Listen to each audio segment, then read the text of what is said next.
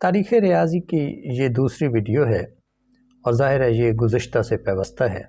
پچھلی ویڈیو کے ساتھ جڑی ہوئی ہے۔ پچھلی ویڈیو میں ہم نے یونانیوں پر بات کی تھی کہ ان کا 800 سال کا جو عرصہ ہے وہ 600 سال قبل مسیح سے لے کر 200 سال بعد از مسیح تک رہا۔ اس کے بعد تقریباً 200 سال تک وہ جو ختم، ظاہر ہے تہذیبیں اچانک ختم نہیں ہوتی، جیسے وہ اچانک شروع نہیں ہوتی ایسے ختم بھی اچانک نہیں ہوتی، تو بتدریج وہ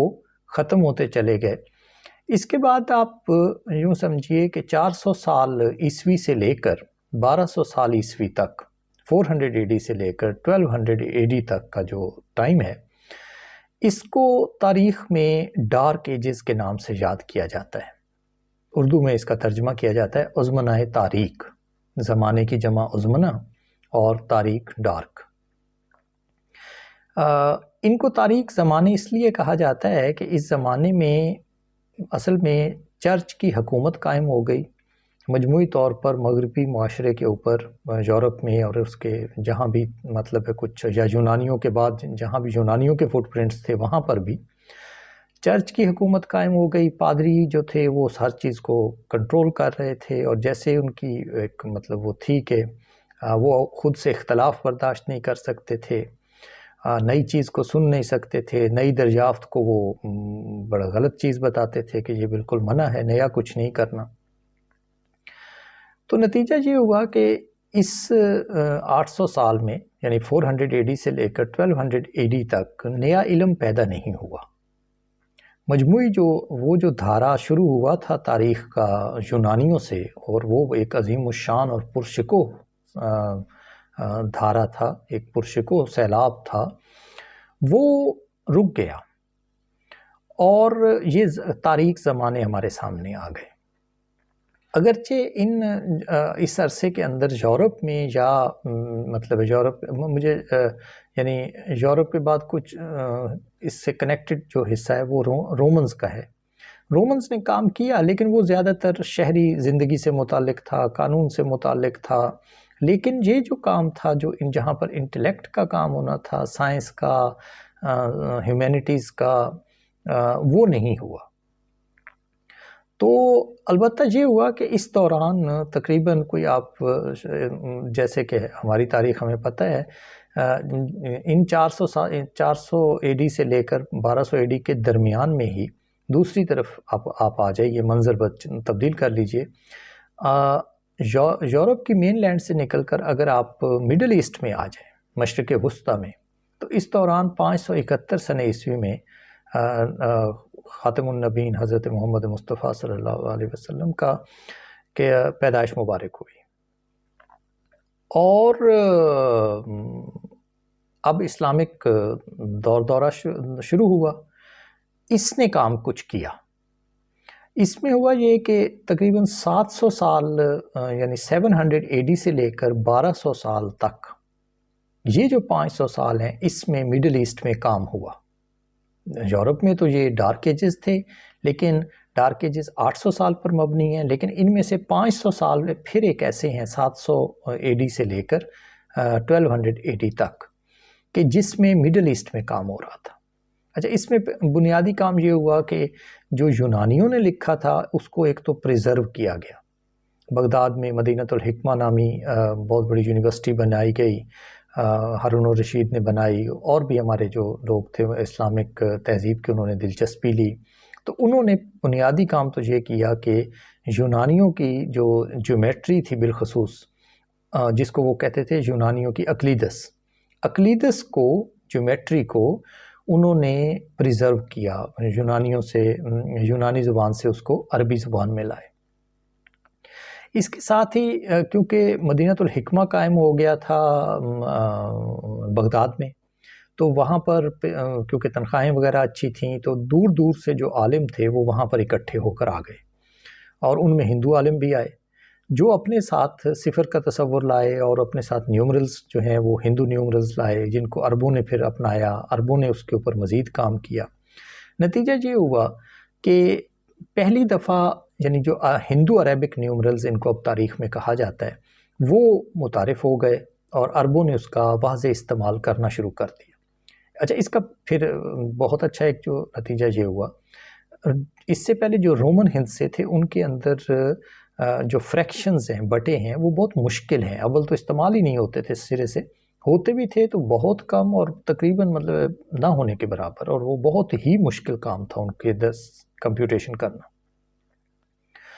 تو کیونکہ ہندو عربک نیومرلز کے اندر یہ آسانی موجود تھی پوزیشنل سسٹم کی، تو ان کے ساتھ ہی یہاں فریکشن کا تصور بھی آ گیا،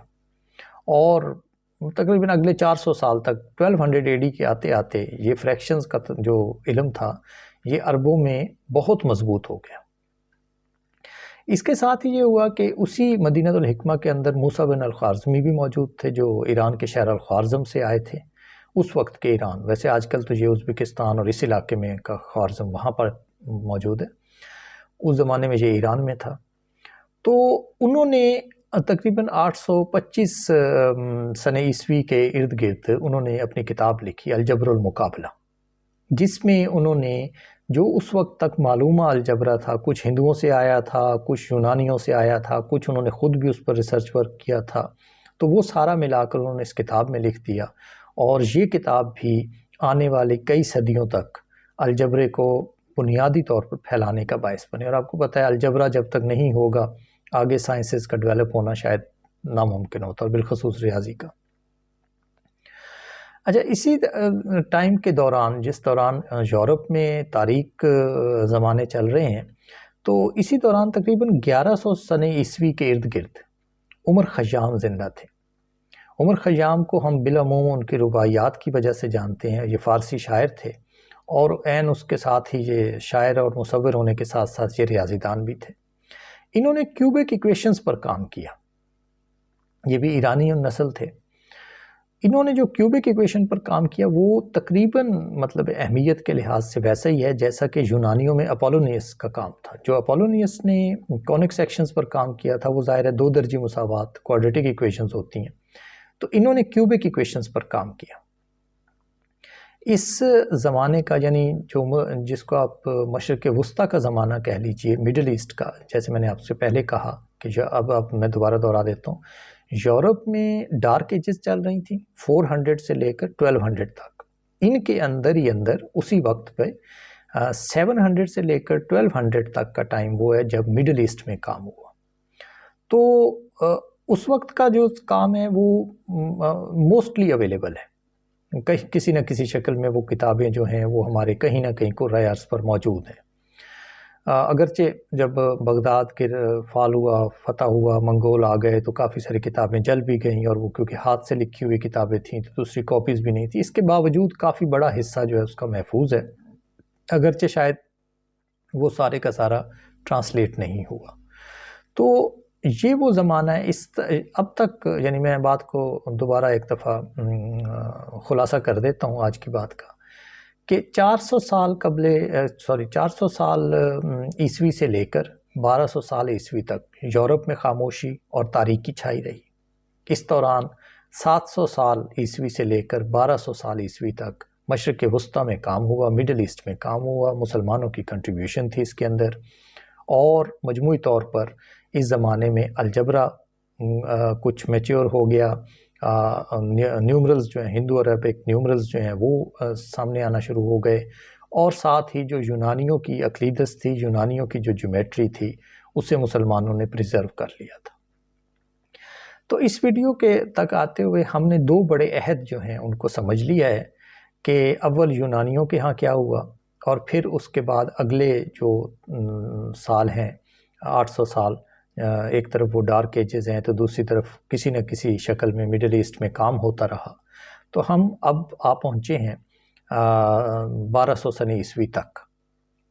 1200 سنہ عیسوی کے بعد جو کچھ ہوا وہ سارے کا سارا آپ کو شاید یہ معلوم ہو کہ 1258 میں